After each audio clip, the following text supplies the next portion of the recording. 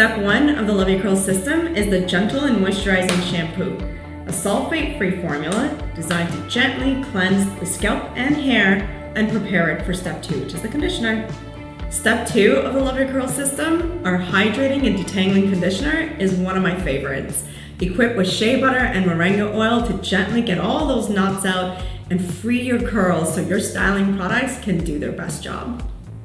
And now I'm going to show you how I style my curls using the Curl Defining Lotion. Okay, so I apply my product in different ways. Sometimes I rake my product through, sometimes I use praying hands method. So today I've got a little bit more time, so I'm actually going to section my hair and apply it in sections and brush each section through. Once I feel like I've got my curls looking the way I want, wet, then I will go to a diffuser or air dry, but I will not touch my hair again until fully dry. This is for a natural, everyday, one product, wash and go, which has been my holy grail for 10 years now, guys. There you go.